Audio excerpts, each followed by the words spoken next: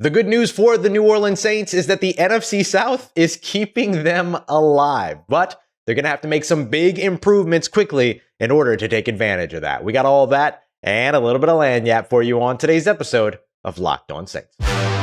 You are Locked On Saints, your daily New Orleans Saints podcast, part of the Locked On Podcast Network, your team every day.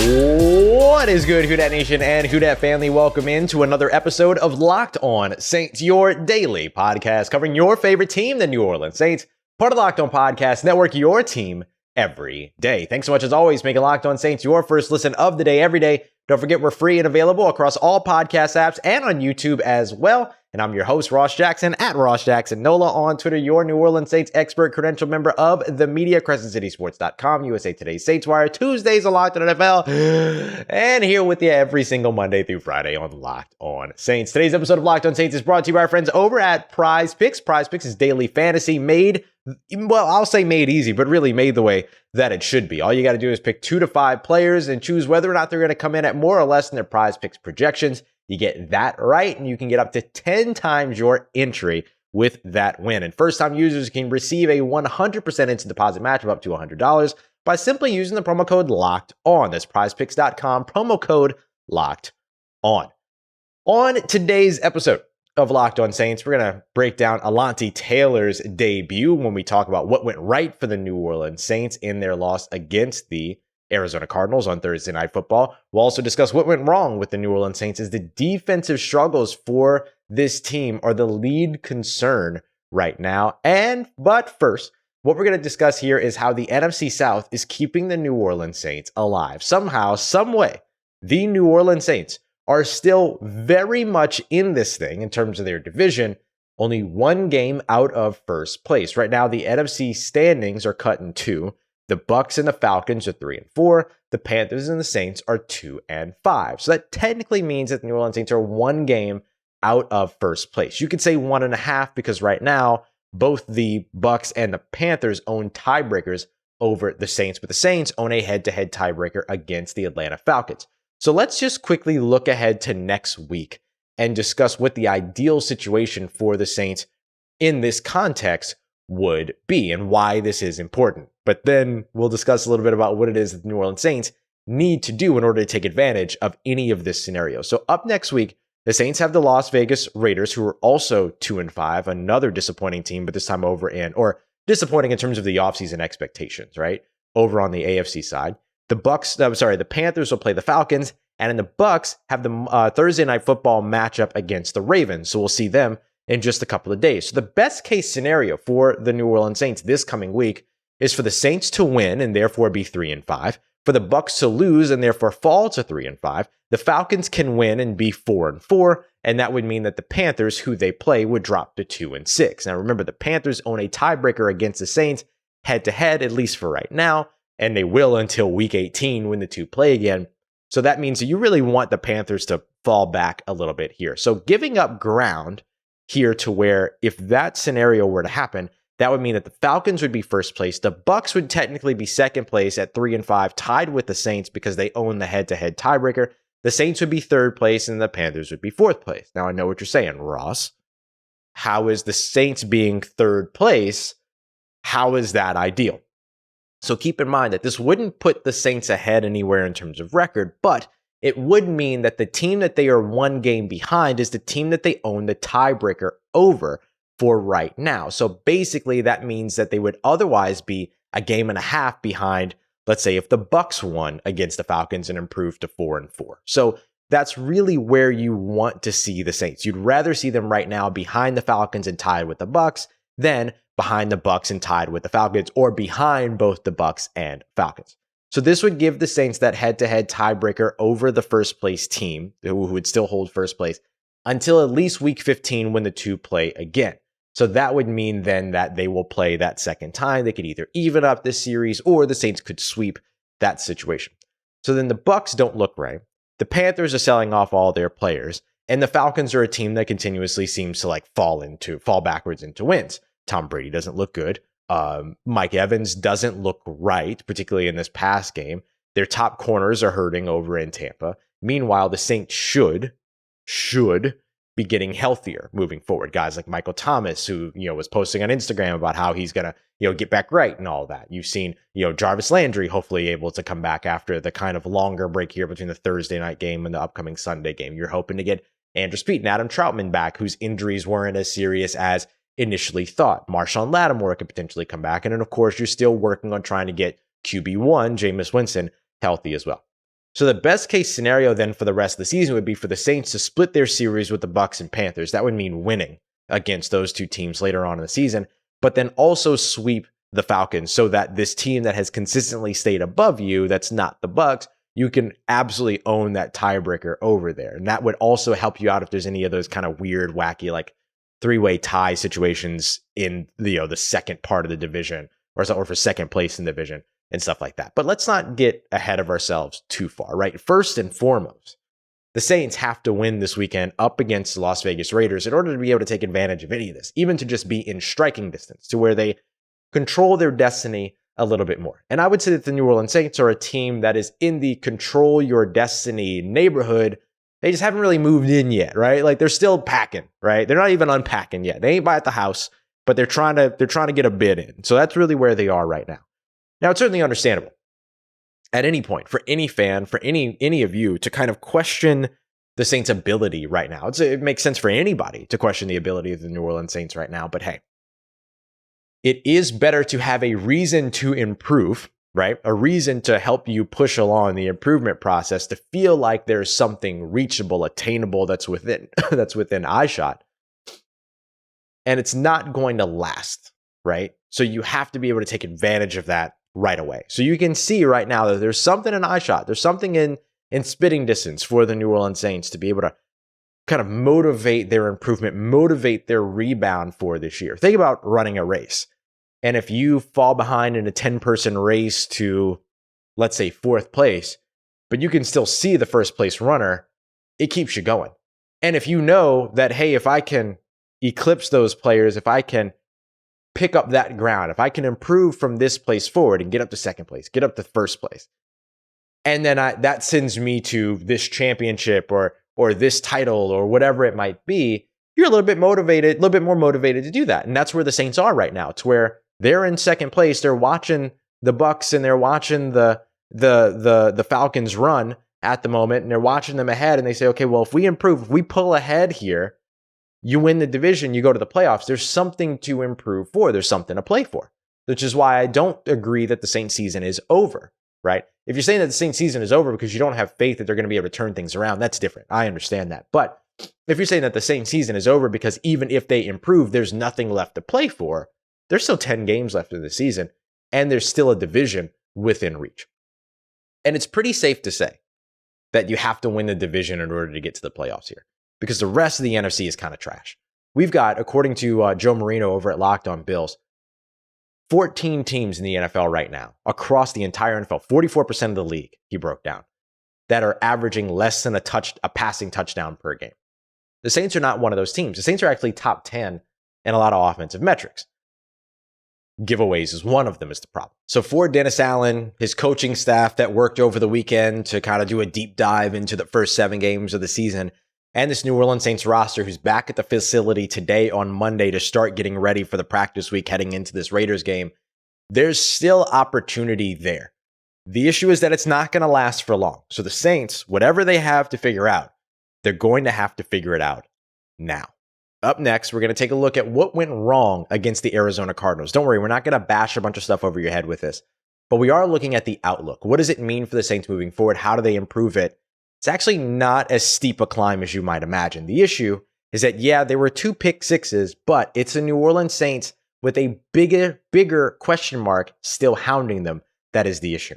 We got that coming up for you as we continue on with today's episode of Locked On Saints. Before we get to that, got an opportunity to tell you about some new friends of ours here on the network, Prediction Strike. This episode is brought to you by Prediction Strike, the world's first sports stock market. Yeah, you heard me right. Sports stock market that you can now invest in professional athletes just like you invest in stocks, low risk alternative to sports betting, athlete prices that are more based on performance and supply and demand, things like that. So if you're somebody that wanted to get into investing, that likes investing, things like that, but not necessarily feel comfortable about, let's say, investing in a company you've never heard of, you can instead invest in the players that you know and love. And what's really cool is that all athletes actually benefit as well because they're entitled to a percentage of the market cap, unlike the sports betting companies, right? To where money doesn't actually go back to the athletes. In this case, money goes back to the athletes. So if you invested in, let's say, Jalen Hurts a year ago, you'd be up 48.2% right now, maybe even more, right? Rashad Penny before his injury was up 154%. So now you can kind of buy low there, sell high in other places, stuff like that. Maybe Michael Thomas is one of those guys who's down, buy him now, comes back from his injury, plays as well as he was at the beginning of the season. Bam, you make a profit off of that. And so does Mike, which is pretty cool. You can download the Prediction Strike app and use the promo code LOCKED, LOCKED, for a free share when you sign up and make your first deposit of $20 or more. That's promo code LOCKED, LOCKED, for a special one-time giveaway. Prediction Strike is also going to choose one person who signs up with the promo code LOCKED and makes a deposit, and they're going to win 100 free random shares. That could be worth up to $3,000 if you end up with that prize, let's say Josh Allen share, for instance. Invest in what you know on Prediction Strike, the stock market for sports. And while you're investing there, you can also invest in making the moments special, right? Invest in those special moments. So whether you're like looking to pop the question, or maybe there's a special milestone you want to celebrate, or you just have a moment that you want to make sparkle, like Mother's Day, something like that, Blue Nile can help you make all of those celebrations even more memorable. Blue Nile has helped millions of people create their perfect engagement ring.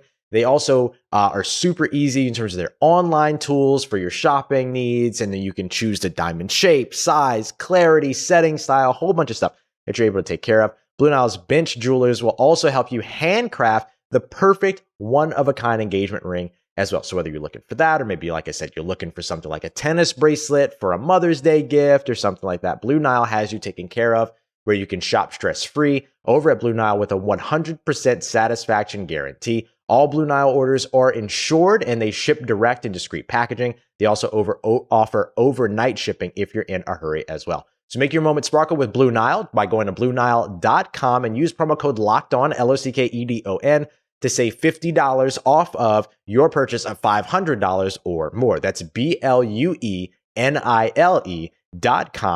And with the promo code LOCKED ON to save $50 off of your purchase of $500 or more. BlueNile.com, code LOCKED ON.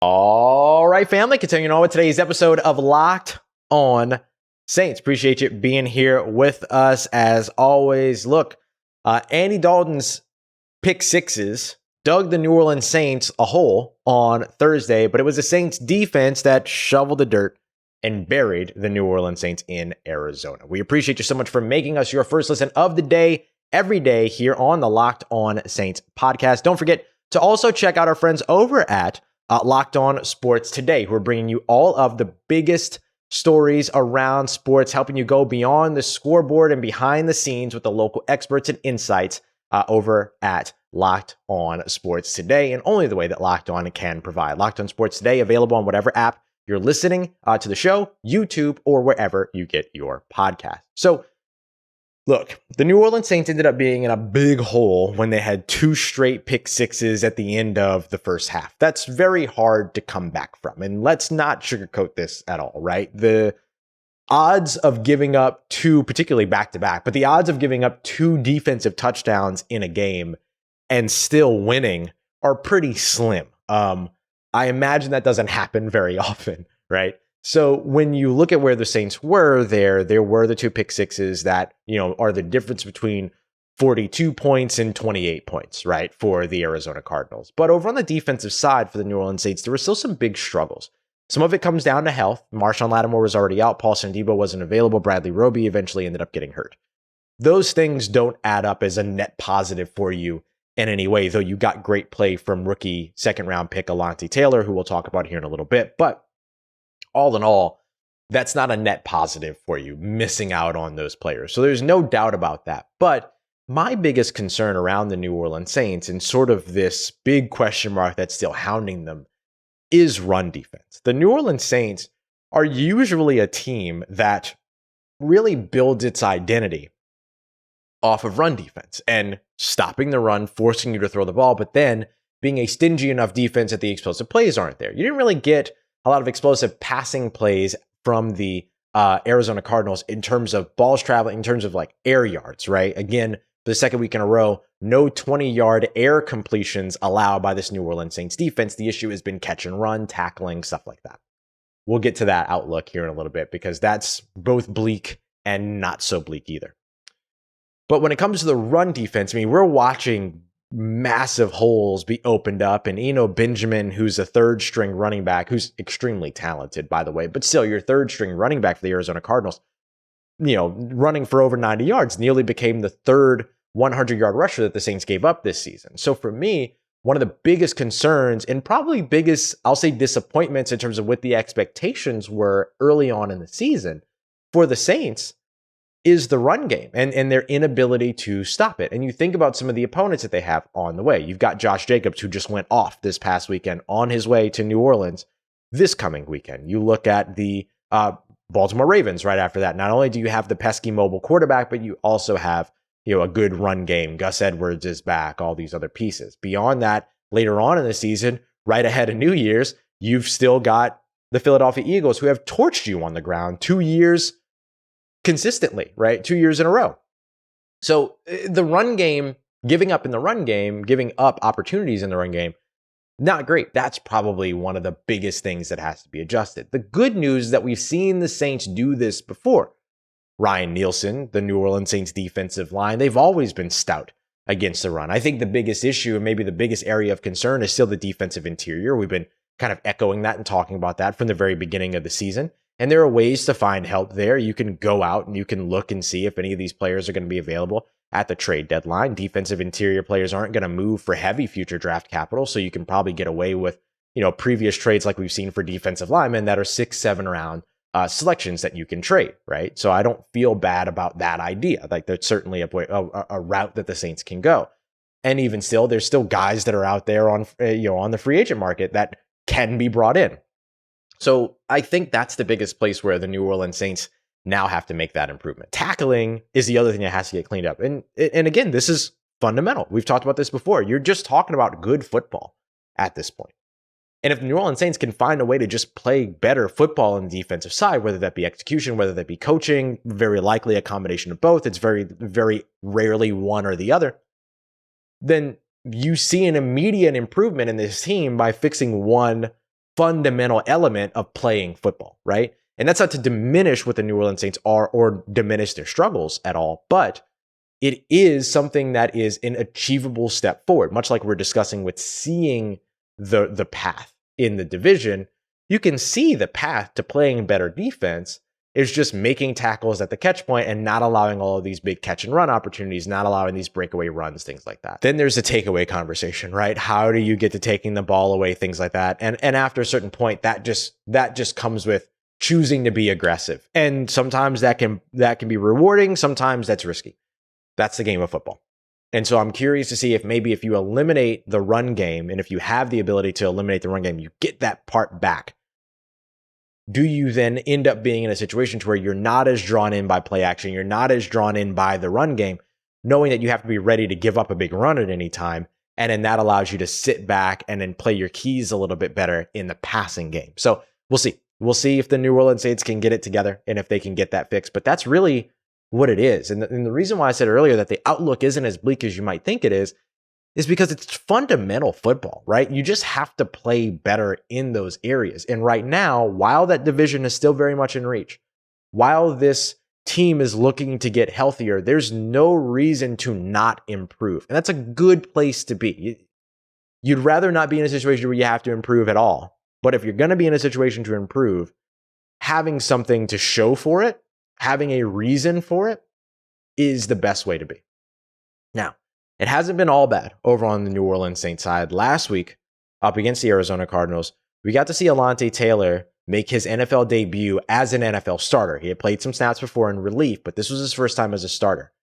and he impressed big time, and there might be a lot more on the way for him. I'll tell you why as we continue on and wrap up today's episode of Locked On Saints. Before we get to that, I want to tell you about our friends over at Prize Picks. I mentioned them a little bit earlier, but now let me tell you a little bit more about them. So if you predicted correctly that Kyler Murray would pass for less than 260.5 yards, if you predicted correctly that Alvin Kamara would rush for under 68.5 yards last week, then you could walk away with up to 10 times your entry off of a 60-second decision that you made. That's how cool, how fun, how easy Prize Picks is. It's that simple. You go, you pick 2 to 5 players, you choose whether or not they're going to come in at more or less than their Prize Picks projection, and then based upon that, you can win big. So I want you to check out Prize Picks today. I know you hear me talking about it. All you got to do is download the Prize Picks app or go to prizepicks.com, sign up for your account, and you can start playing daily fantasy sports immediately.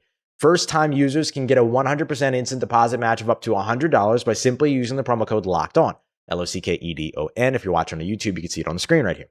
If you deposit $100, then Prize Picks will match $100. You deposit $50, and Prize Picks will give you $50 on top of that as well. Don't forget to enter that promo code, though, Locked On, to sign up for your instant deposit match of up to $100 in the Prize Picks app or at prizepicks.com, playing daily fantasy made easy today. Let's get it, Who Dat Nation. Wrapping up today's episode of Locked On Saints because it's almost the end of the show. But what we're going to wrap up with is a look at rookie cornerback Alontae Taylor. So let's look at the raw data first, and then I'll give you the context on why it's important.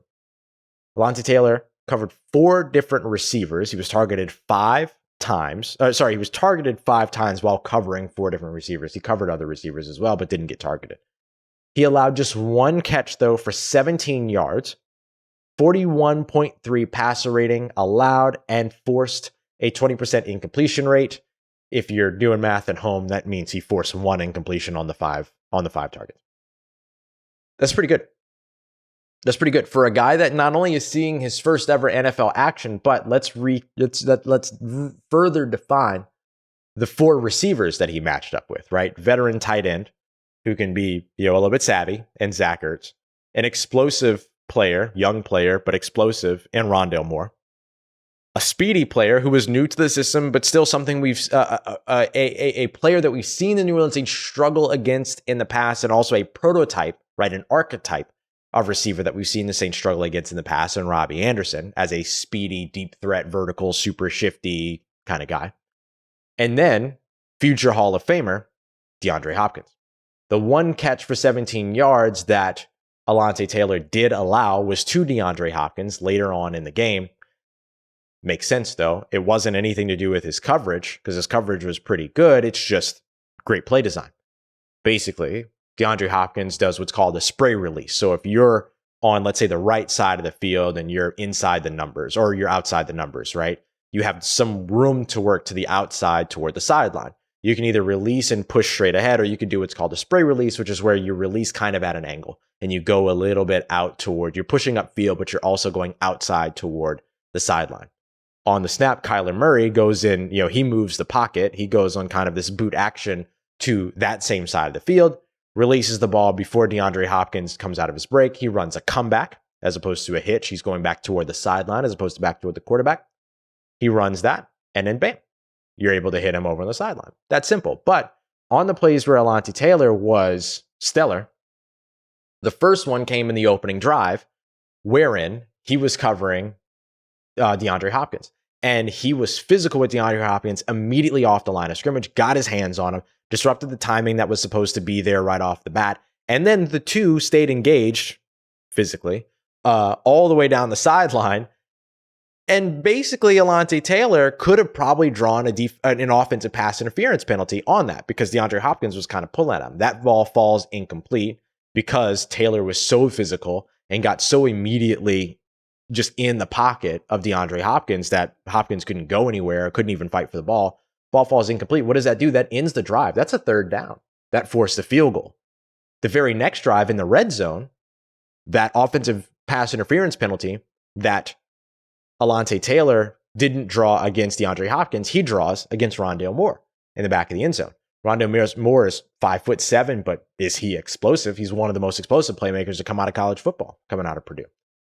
The two end up right again, matched up. Alontae Taylor's 4.3 speed allows him to keep up with a guy like Rondale Moore. They stay locked up going into the end zone. Rondale Moore has to push Alontae Taylor off, tries to make the juggling catch, can't bring it in, falls incomplete. Offensive pass interference is called. The Saints get to decline it either way because his coverage still drew an incomplete pass as well. What did that do? That was another third down. That wiped away 7 points. That limited Arizona to another field goal. So in a game that could have been 7-14, it was 7-6, thanks to 2 great third down coverage plays made by your brand new rookie, your nice shiny new piece, and Alontae Taylor. That's pretty dope. That's pretty outstanding. Another one that folks won't really see because it's not going to be tracked in any statistics or anything like that. What is one of the things that the New Orleans Saints used to have struggled with in the secondary for a little while? There's a couple of answers there, but one of them is double moves. Double moves have been an issue for the New Orleans Saints defense. Not so much this year, not so much last year, but it's one of those things that we dreaded seeing for this team in years past. Now that your top corners that have taken that away are gone, you're worried. You would be right to be concerned that double moves are going to be a thing again. Not for Alontae Taylor. Zach Ertz on a play early on in the game, pushes upfield, breaks toward the outside about 10 yards after his release. Alontae Taylor commits to what looks like an out route before Zach Ertz turns it back upfield. Now, Zach Ertz isn't the fastest player in the world, and he's a little bit older, right? He's not the player that he used to be. But he's still a big-time tight end, or he's still a big-body tight end, and he's still a veteran guy who can make all these little moves when going up against a rookie. Alontae Taylor kind of gets left a little bit, but his speed allows him to close the gap. On that play, Zach Ertz maxed out at 14.1 miles per hour. Alontae Taylor maxed out at 15.8. So that was his catch-up speed right there. That's big to have that type of recovery, right? And only going 15 miles an hour, that's not super fast, right? We see players clocking in. Taysom Hill clocked in at 20, 21 miles an hour, stuff like that. On that same play, the Cardinals actually hit Rondale Moore over the middle of the field, who gained 31 yards. Guess who made the tackle? Alontae Taylor. And in that play, Rondale Moore's top speed was 18.1 miles per hour. But there's no doubt that Alontae Taylor could have hit that same speed if he would have been matched up with Rondale Moore and getting a double move on the outside, right? So his ability to be fluid, flip his hips, stay in position, stay in the pocket of that receiver, ride that sort of back inside hip, push him out toward the sideline or keep him out toward the sideline, and still do all of that while being in his first NFL start. That's really, really good news.